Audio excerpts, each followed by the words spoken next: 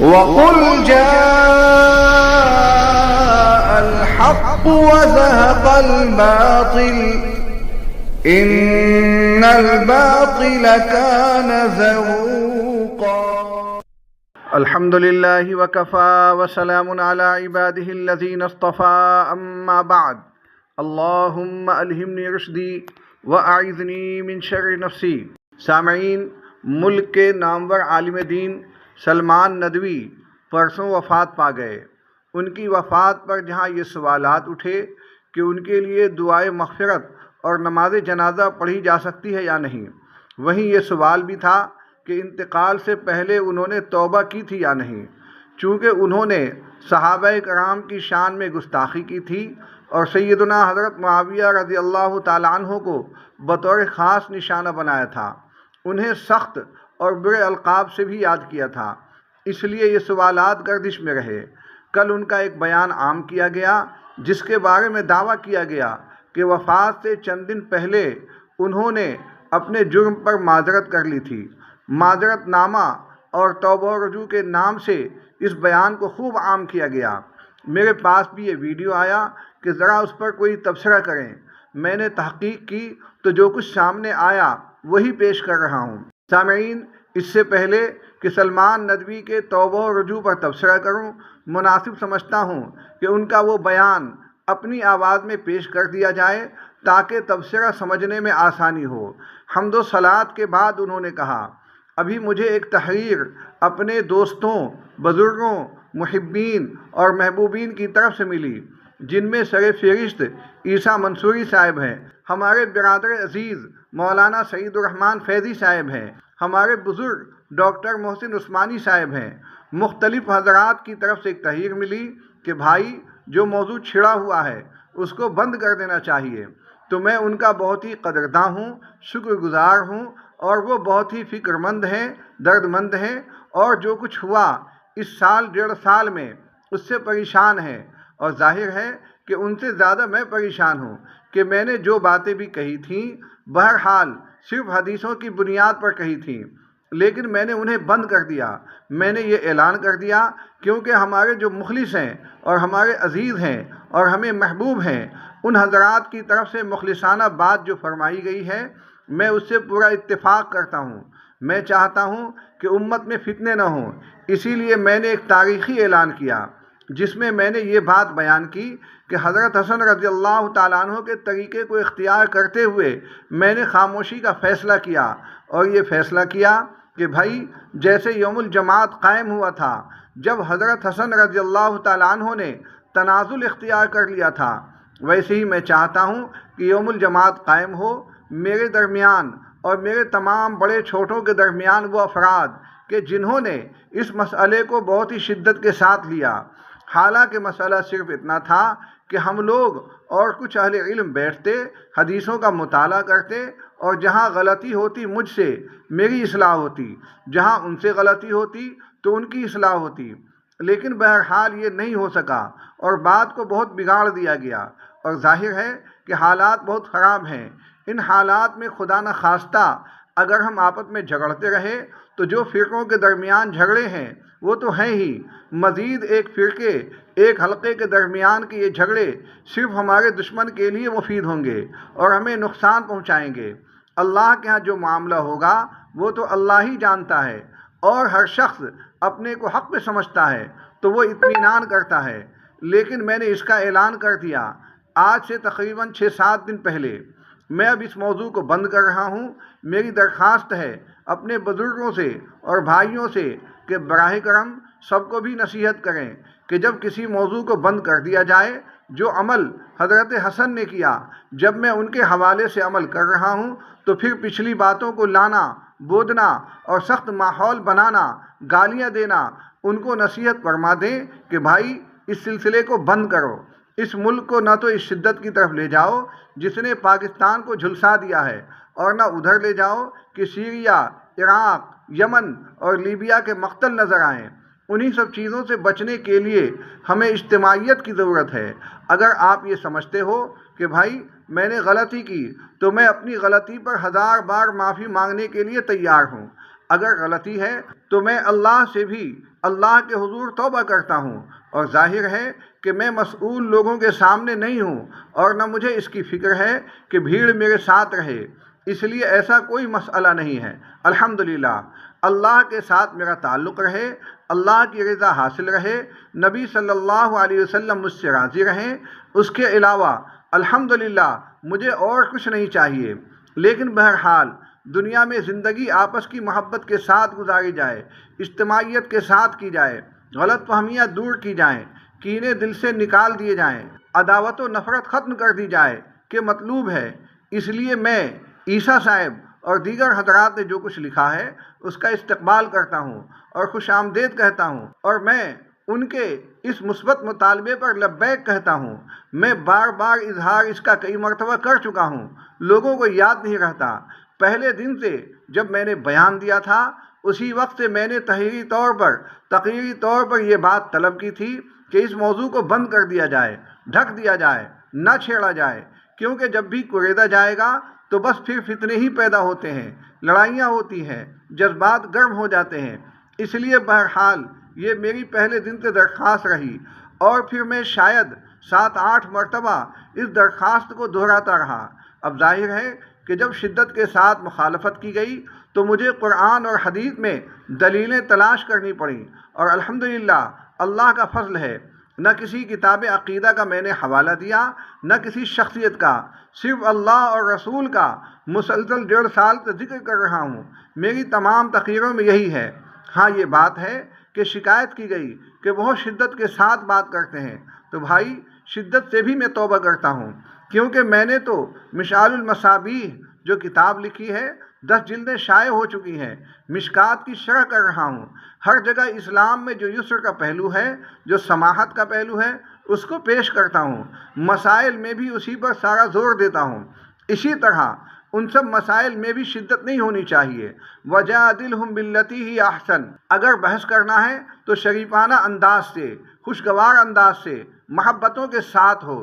اس معاملے میں مجھ سے جہاں زیادتی ہوئی میں اس سے رجوع کرتا ہوں، اور جس کو بھی تکلیف پہنچی ہو میں نے تحریری طور پر بھی کہا، زبانی بھی کہا کہ اس سے میں معافی مانگتا ہوں، اور یہ چاہتا ہوں کہ اللہ مجھے معاف کرے اور نبی پاک صلی اللہ علیہ وسلم مجھ سے خوش ہو جائیں، اور جو اہل ایمان ہیں ان کے درمیان اچھے تعلقات ہوں۔ یہ بات میں نے آج ایک تحریر میں بھی کہی ہے، اور اس موقع پر جب خط مجھے ابھی ملا تو میں نے فوراً 2 سطروں میں اس کا جواب تحریری طور پر دے دیا۔ امید ہے کہ وہ بھی پہنچ جائے گا، اور تقریری طور پر میں زبانی یہ بات کہہ رہا ہوں، اس وجہ سے کہہ رہا ہوں کہ یہ کوئی نہ سمجھے کہ بھائی میں لوگوں کی رضا چاہتا ہوں یا کوئی مفاد چاہتا ہوں۔ الحمدللہ ثم الحمدللہ، ہرگز نہیں۔ مجھے نہ لوگوں کی بھیڑ چاہیے اور نہ لوگوں کی جمعیت چاہیے۔ میں اکیلا رہوں اس پر میں راضی ہوں، لیکن میں یہ چاہتا ہوں کہ مسلمان سوسائٹی میں اخوت کا معاملہ عام کیا جائے۔ یہ بہت ضروری ہے۔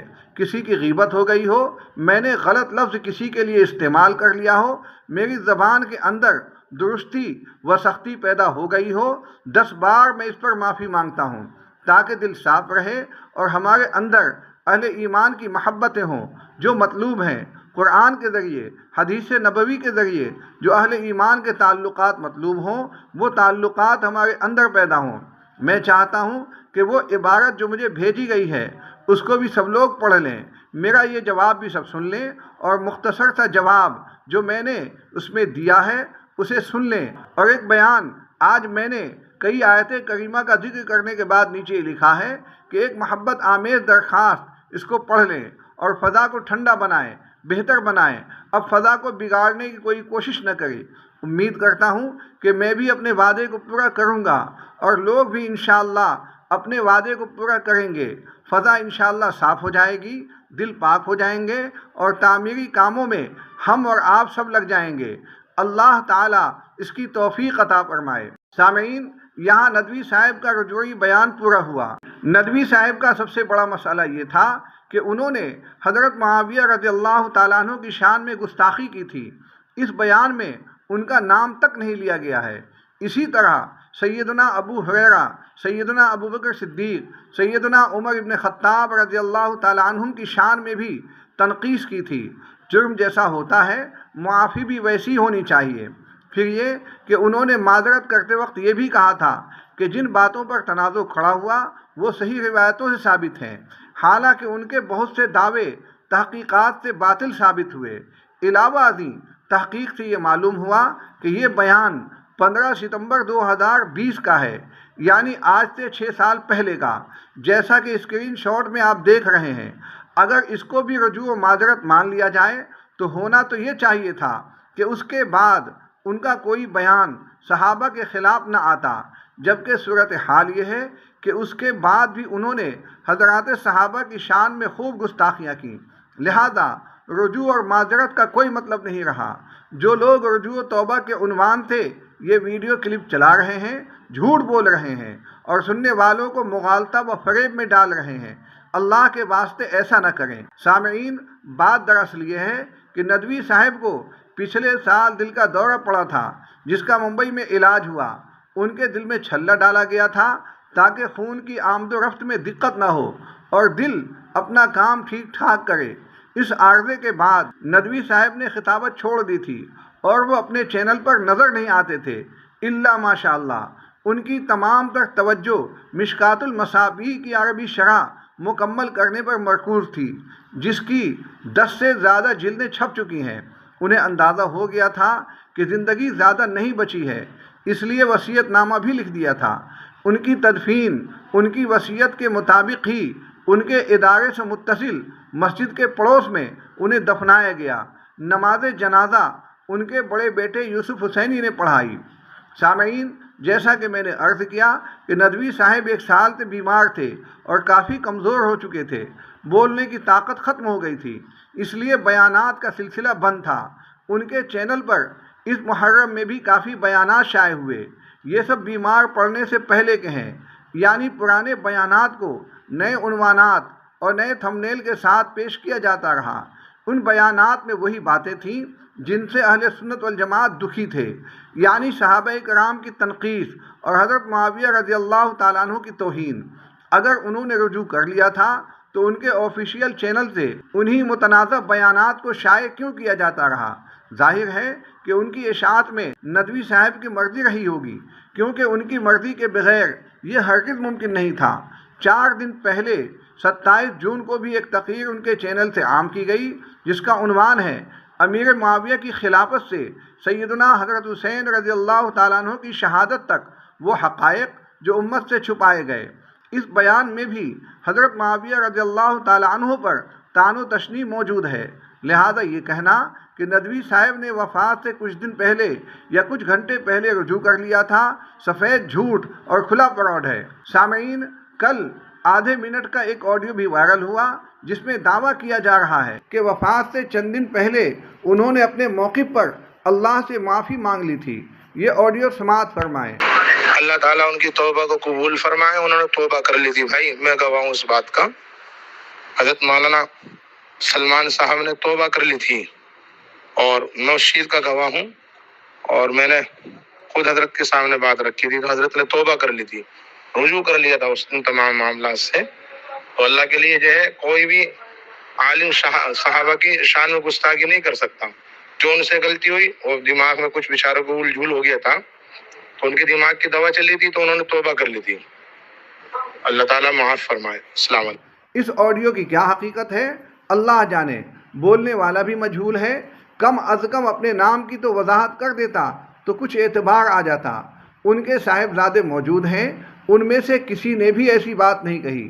اگر دعویٰ درست بھی ہو تو یہ اللہ اور بندے کا معاملہ ہے، یقیناً اللہ تعالی رحمان الرحیم ہے، معاف کر دیں گے۔ اس کے لیے کسی معتقد کے جھوٹ اور فراڈ کے سہارے کی ضرورت نہیں۔ چونکہ دنیا کے سامنے انہوں نے معذرت نہیں کی، اس لیے اہل علم انہیں مجرم ہی بتا رہے ہیں، کیونکہ معاملہ کسی معمولی گناہ کا نہیں، حضرات صحابہ کی شان میں توہین و تنقیص کا ہے، جو شاگردان رسول ہیں، جو عمائدین اسلام ہیں، جو اللہ و رسول کے اولین مخاطب ہیں۔ صحابہ کرام کی جماعت ہمارے لیے سرخ لکیر ہے، ہم ان سے تعارض نہیں کر سکتے، وہ تنقید سے بالا تر ہیں۔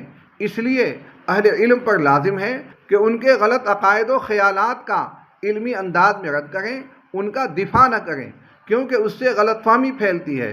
اب ان کی مغفرت ہوئی یا نہیں، یہ اللہ اور بندے کا معاملہ ہے۔ جنازے کی بھیڑ اور کمی دلیل مغفرت و مذلت نہیں۔ کبھی انتہائی خدا رسیدہ اور قطب و ابدال کے جنازے میں چند ہی لوگ ہوتے ہیں، اور گنہگاروں کے جنازے میں اتنی بھیڑ کہ تل دھرنے کی جگہ تک نہیں ہوتی۔